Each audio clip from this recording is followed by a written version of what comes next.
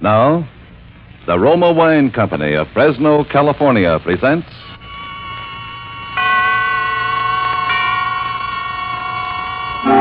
Suspense. Tonight, Roma Wines bring you a play of suspense and smiles, starring William Bendix and Alan Jocelyn. Suspense is presented for your enjoyment by Roma Wines.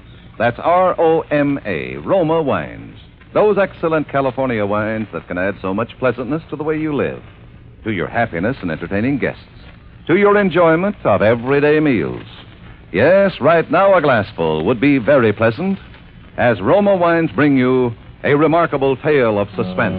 And with Raymond Chandler's satirical suspense tale, Pearls Are a Nuisance. And with the performances of William Bendix and Alan Jocelyn, Roma Wines hope indeed to keep you in suspense. It's quite true I wasn't doing anything that morning except looking at a blank sheet of paper in my typewriter and thinking about writing a letter. It's also quite true that I don't have a great deal to do any morning, but I like not doing anything. It gives me something to do. And I don't like telephone calls that interfere with it. That's why I have two telephones, one a public phone that I can ignore, and the other a private phone, which I better answer if I know what's good for me, and I do. What did you say, darling? Oh, I said good morning, dear. How are you, darling? Busy? Yes and no. Mostly no. Why? Somebody has stolen Mrs. Penruddock's pearls, and I want you to find them. Possibly you think you have the police department on the line. This is the residence of Walter Gage. Walter Gage speaking. If you aren't out here in less than half an hour, you'll receive a small parcel by registered mail containing a diamond engagement ring. I'll tell Mr. Gage when he comes in.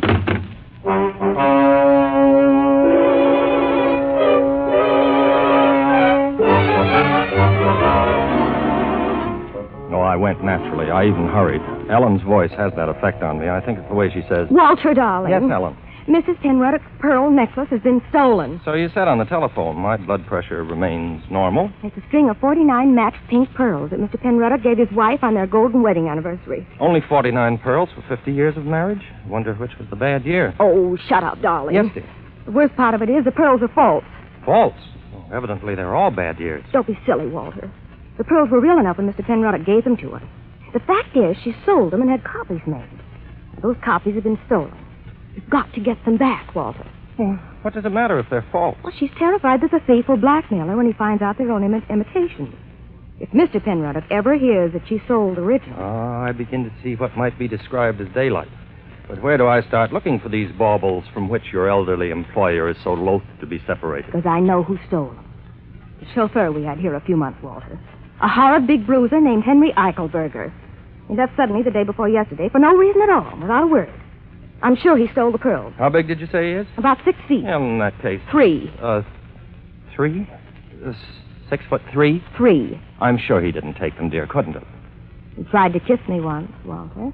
Oh, he did. Tried to kiss you, huh? Where is this big slab of meat, darling? Here's the address he gave me when he first came here to work. Sounds like an unpleasant neighborhood. Not half as unpleasant as it'll be for Eichelberger when I arrive. Tried to kiss you, did he? The pearls are the important thing, Walter. And be careful. He's 6'3", remember? I find it difficult to forget.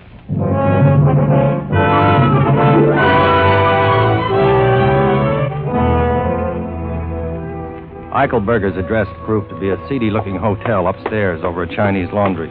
At the head of the stairs was the door marked manager. I rang the bell.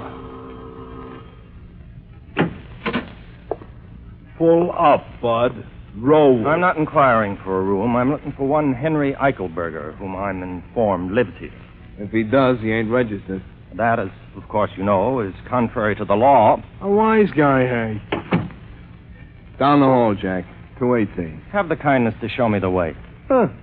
What do you know? A duke, no less. Okay, your lordship. Pick up your feet, hey? This is it. He's out. Have the goodness to unlock the door. I wish to go in and wait for this Eichelberger. In a pig's valise. Who do you think you are, Jake boy? I wouldn't call me names if I were you. You wouldn't, hey? Well, that just shows the difference between you and me, because I would. You want to make something out of it, hey? Yes. What? Oh. Hey, that wasn't fair. You got 20 years on me, hey? Well, open the door, hey? I have no time to argue with you. Huh. $1. $2, and I won't even tell Eichelberger when he comes in, hey? That is a deal. Brother, you can hit. I'll say that for you, hey? Thanks, hey. Here's your money. If you hear any noises later on, ignore them. If there's any damage, it'll be paid for generously. I hope you know what you're doing, hey?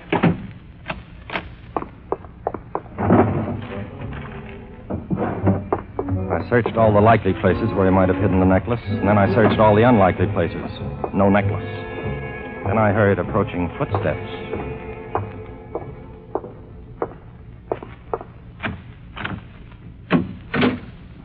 How did you get in here, Sonny? The explanation of that can wait. I'm looking for one Henry Eichelberger. Are you he? Get you, a real comedian. Wait till I loosen my belt before you make me laugh. My name's Gage, Walter Gage. Are you Eichelberger? Give me a nickel and I'll tell you. I'm the fiancé of Miss Ellen McIntosh. I'm informed that you tried to kiss her. What do you mean, tried? I hit him rather severely on the left eye. Then the right. And I gave him a crushing uppercut to the jaw. He looked at me with an air of patient resignation and then hit me.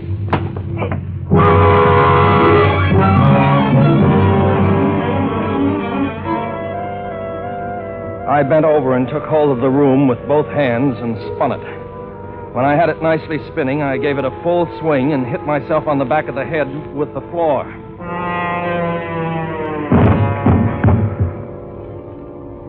I believe I lost consciousness at about this point. At any rate, I was no longer aware of the time of day.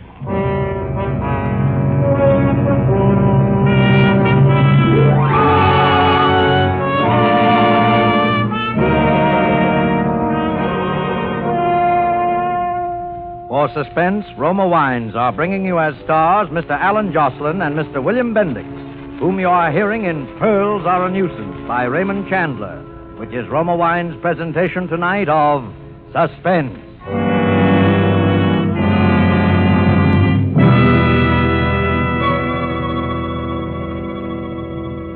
Between the acts of Suspense, this is Truman Bradley for Roma Wines.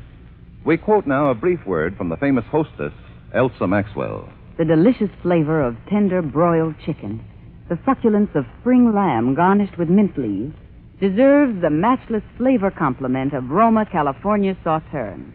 This delicate wine, pale gold in color, delightful in bouquet, is a delicious flavor mate with fish or fowl. Yes, just as the musical conductor blends the tones of different instruments, so the knowing hostess can combine the flavors of food with wine. Each glassful of Roma Sauterne is alight with Roma's rich heritage in winemaking. Here is a masterpiece of the wine grower's age-old skill. And all Roma wines, you'll find, are always unvaryingly good. The result of carefully selected grapes, picked at the peak of perfection in sunny California's choicest vineyards, and gently pressed. Then the natural juices are stored and guided with the ancient skill of Roma wineries to full goodness. Roma wines do not vary, are always high in quality, yet cost only pennies a glass. More Americans enjoy Roma than any other wines. R-O-M-A, Roma Wines. And now Roma Wines bring back to our Hollywood soundstage William Bendix as J. Henry Eichelberger and Alan Jocelyn as Walter Gage in Pearls Are a Nuisance, a muscular drama replete with situations well calculated to keep you in suspense.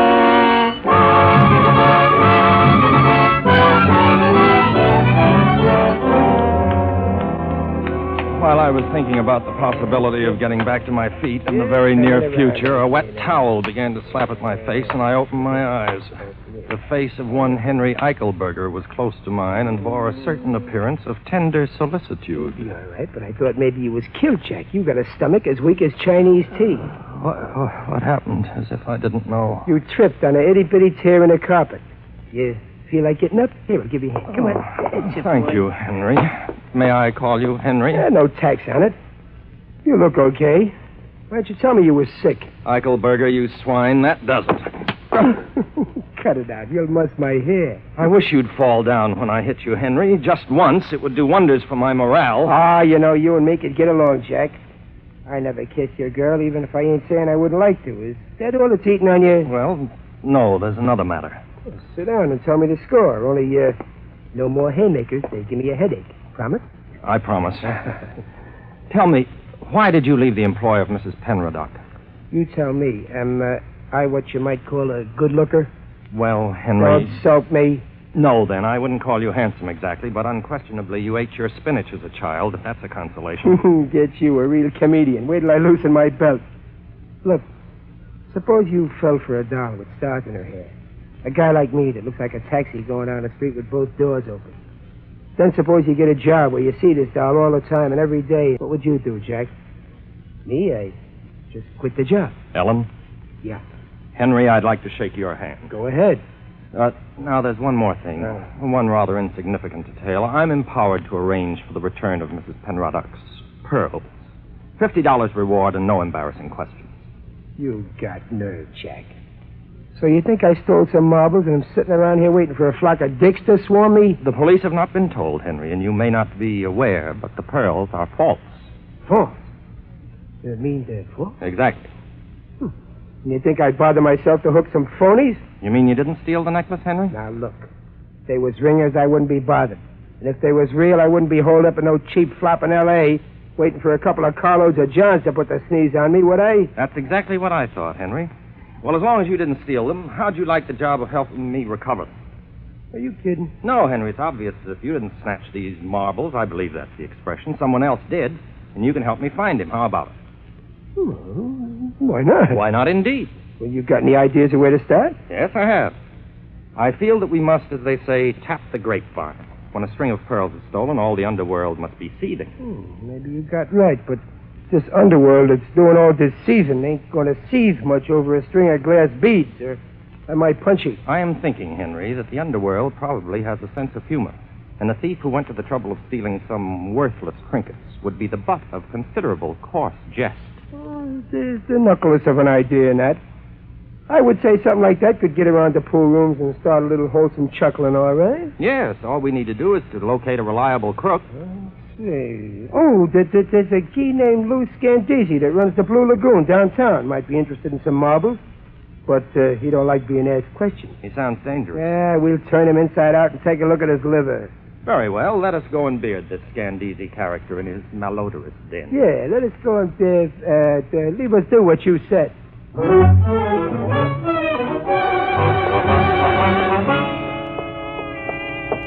Mr. Scandisi's Blue Lagoon wasn't difficult to find. It was a rather soiled establishment, bathed in an unpleasant blue light.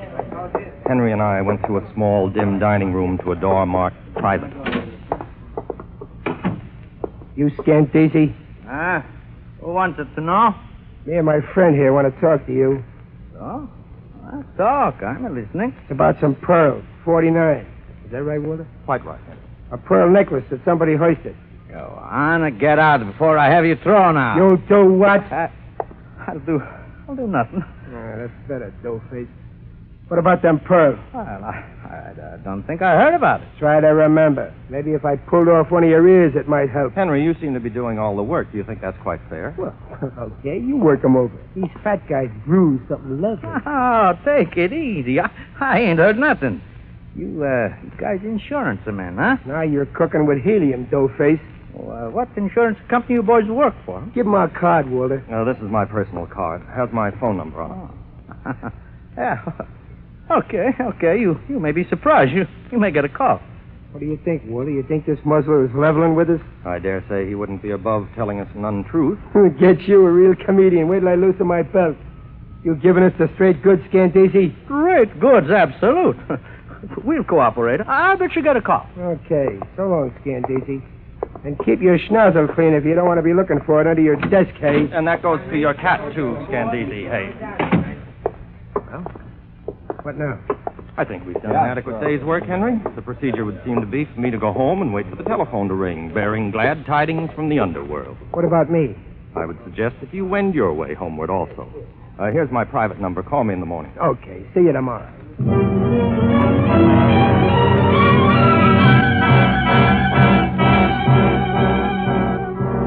I went home and waited for the phone to ring. I must have fallen asleep after a while. It was quite dark. when the call came through. Well, here goes. Walter Gage speaking, Acme Insurance Company. When did you become an insurance company? Oh, hello. It's you, Ellen. Why didn't you call on the private phone? Oh, I didn't have the number handy. You haven't found the pearls yet. How'd you know? We just got a telephone call. From whom? He wouldn't say. All he said was he heard from somebody named Stan something. Scandeezy? And that's it. That we were looking for the pearls. Has he found out the pearls are false? No. And I didn't tell him. All right, don't worry. We have an idea how to get them back. We? Who's we? Henry and me. Henry? Henry who? Eichelberger. I've hired him to help me find the pearls. Are you out of your mind? Didn't Henry take the pearls? Of course not. He only left because he was in love with you. Oh, Walter, that big brute. How could you say such a thing? Ellen, I thought you'd be flattered. Flattered? I never want to speak to you again, Walter Gage. Goodbye. Ellen! Oh, women, I sometimes wonder. Oh, hello, honey. I'm so glad you called back. Listen, darling, Who you calling honey, sweetheart? Who's this? Never mind. Your name Gage? Yes? A guy named Scandeezy says you're looking for some oyster fruit. A frail named McIntosh says you're the guy to talk to. Possibly. Well, I got 49 of them, pal. Pink ones. $5,000 is the price. Why, that's absurd. Those pearls happen to be false. Quit your kidding, you heard me. 5 G's. I'll give you tomorrow afternoon to scrape it together. Then I'll call you and let you know where to meet me.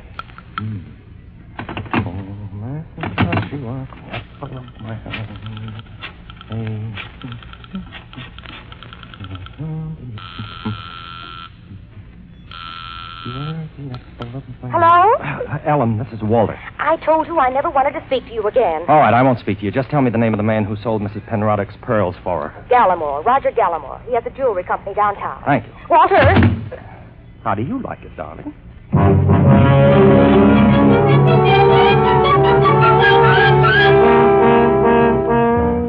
I was beginning to see the light. The next morning, I went to see this Mr. Gallimore. He was a tall, pink man of about 70, and he listened to my narrative of events with considerable interest. 5,000 seems like a good deal for a string of false pearls. Yes, indeedy. And you know what I think, Mr. Gallimore? What, Mr. Gage? I believe that the pearls are in fact real. You're a very old friend of Mrs. Penroddick. Perhaps even a childhood sweetheart. When she gave you the pearls to sell, you didn't sell them, Mr. Gallimore. Instead, you gave her $20,000 of your own money and returned the pearls to her, pretending they were imitations of the original necklace. Son, you think a lot smarter than you talk. I try very hard, Mr. Gallimore. Then I'm correct? Embarrassingly so, Mr. Gage. The pearls are real. Now, what would you like me to do? Give me $5,000 with which to get them back.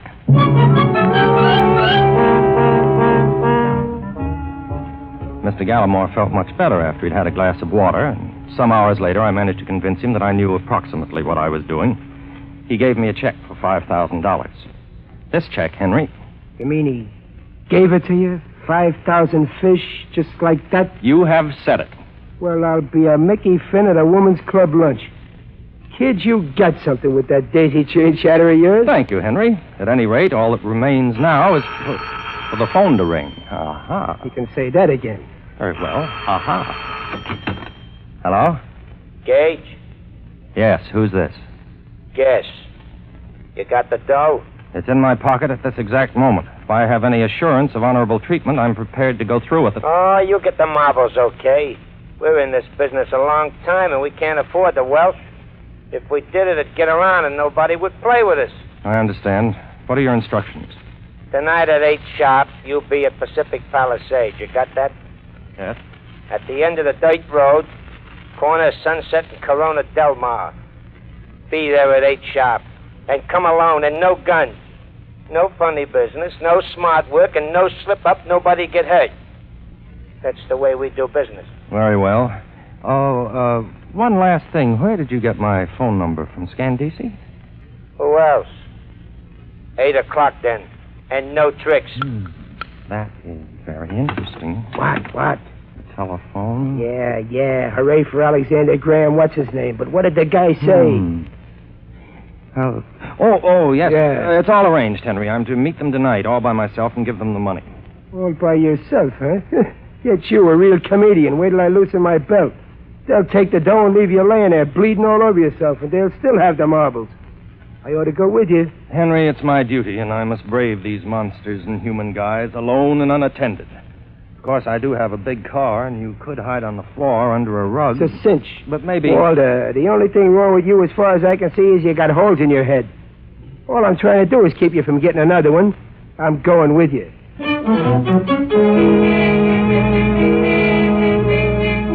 it was settled. Henry was to go with me. That afternoon, I stopped at the bank where I cashed Mr. Gallimore's check and changed it into $100 bills. 3,500. You counted as though it were your own. 5,000. 5,000? 5,000. And now a roll of quarters, please. Roll of quarters, please. Well, there seems to be an echo in here. Leave them in the wrapper. Ooh, quite heavy, aren't they? Yes, aren't they?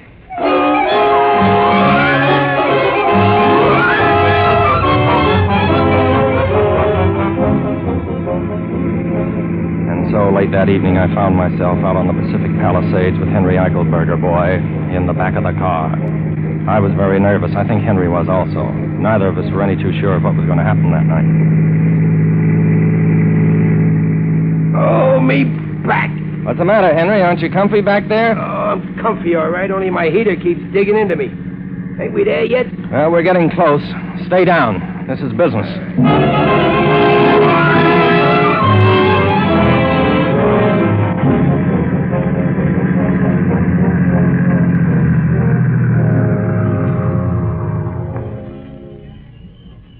This is the end of the line, Henry. Be careful, they're probably watching me. Okay. What's that? Oh, that's me, Walter. My gun is breaking my back. Well, stop sitting on it. I did. Anything stirring? No, keep quiet. I'll make like a little mousey.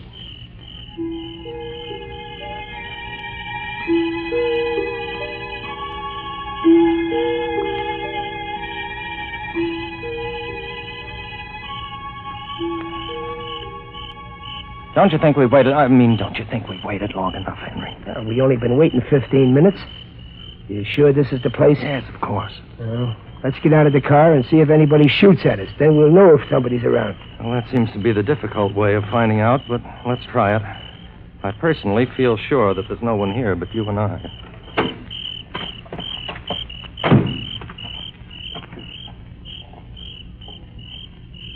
Suckered.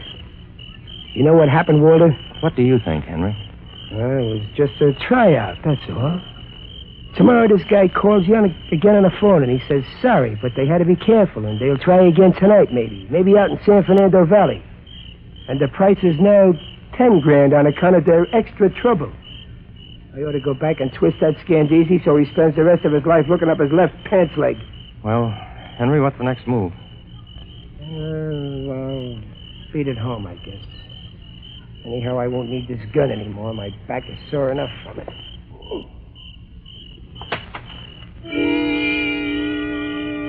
We stood there and looked at one another, Henry and I. He doubled his hands into fists and shook them slowly in his sadness. I, too, was melancholy. In the brief time I'd known Henry, I'd grown very fond of him. Yeah, that's it, all right. Nothing else to do but beat it on home. That's all is left to us. I took my right hand out of my pocket. I have large hands. In my right hand nestled the roll of quarters I'd gotten from the bank that morning. My hand made a large and heavy fist around them. Henry didn't notice. What are you looking at me so funny for, Walter? I just wanted to say good night, Henry. You had 2 strikes on me. Well, this is the big one. I don't get it. He got it then. My fist, with nearly a pound of metal in it, caught him squarely on the jaw. For a moment, he wavered back and forth on his feet, and then... Henry Eichelberger lay motionless on the ground, as limp as a rubber glove.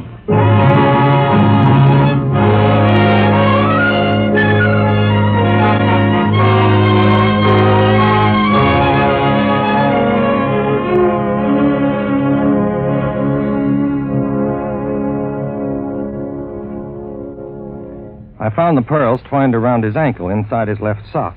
Well, Henry, I said, although he couldn't hear me, you're a gentleman, even if you are a thief. You could have taken the money a dozen times today. You could have taken it a little while ago when you still had the gun. But even that repelled you. You threw the gun away, and we were man to man. But still you hesitated. In fact, Henry, I said, for a successful thief, you hesitated just a little too long.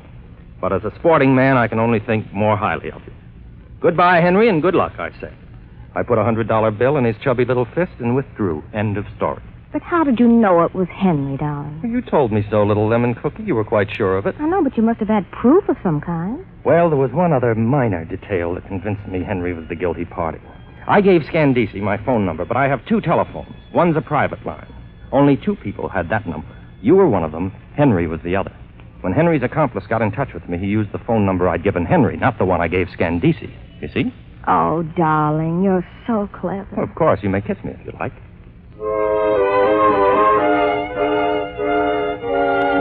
A few months after Ellen and I were married, we received a letter postmarked Honolulu. It was from Henry. My dear Walter, I have only just received the joyous tidings that you and Ellen are embarked upon the happy tide of holy matrimony. I am so glad for you. I often think of you, Walter, particularly with an overwhelming curiosity as to what it was you struck me with that night. Ah, well, I dare say it can only be conjecture on my part now. A hammer, perhaps. That I allowed my jaw to be exposed to your weapon while I stood there meditating as to whether to take your 5,000 then or wait for 10 the following evening was a human error of judgment. At any rate, I entertain no feelings of ill will toward you. On the contrary, I am indebted to you greatly. The ease with which you talked Mr. Gallimore out of $5,000 has changed my life. I have been taking English lessons myself, and am now practicing on a wealthy widow woman, not without financial success. Ah, toujours le sport. Devotedly, Henry. P.S. Was it perchance an anvil, I wonder? You know, Henry wasn't such a bad fellow. All I really disliked him for was his barbaric English. Now he's changed that. Maybe I should have married him. What do you think, Walter? Oh, gets you a real comedian. Wait till I loosen my belt. And so closes Pearls Are a Nuisance, in which Roma Wines have brought you William Bendix and Alan Jocelyn as co-stars of tonight's study in Suspense. Suspense is produced, edited, and directed by William Spear. Before our stars return to the microphone, let me say a word for Roma Wines, the sponsor of Suspense. Elsa Maxwell's hospitality is always simple and unaffected. The other day she said, A few old friends, some comfortable chairs, a glass or two of good Roma California sherry, and there you have the perfect combination for a pleasant evening at home. In fact, you'll find the light, nut-like flavor of this glorious amber golden Roma sherry is delightful any time. A delicious prelude to dinner, a gracious note of hospitality whenever friends drop in. best of all, Roma Wines are so reasonably priced, any family can afford to serve them regularly. The goodness of Roma Wines can add a lot to the joy of your daily living. Always delightful, always unvaryingly high in quality, yet cost only pennies a glass. And the next time you use vermouth, sweet or dry, use Roma vermouth. Zestful, herb-flavored Roma vermouth is blended, mellowed, developed, and bottled in California with all the traditional winemaking skill of Roma wineries. Try Roma vermouth soon, won't you? This is Alan Jocelyn. I trust that you dyed-in-the-wool suspense fans who are accustomed to somewhat heavier meat on these Thursday dramas weren't displeased with our efforts in the interests of gaiety and insouciance. Do you concur, Mr. Bendix? Who gets you, a real comedian? Wait till I loosen my galluses. Courtesy impels me to tell you that Mr. Bendix here is being heard weekly on his own radio show, The Life of Riley, and Paramount impels me to say that he'll soon be seen in their production 2 years before the match. Permit me to return the favor, hey? Alan Jocelyn is soon going to be seen in the 20th Century Fox 30th anniversary production, Colonel Effingham's Race. Thanks, Bill. No, not at all, not at all. Next Thursday, you will hear John Payne and Stuart Irwin as stars of Suspense. Presented by Roma Wines, R-O-M-A, made in California for enjoyment throughout the world. This is CBS, the Columbia Broadcasting System.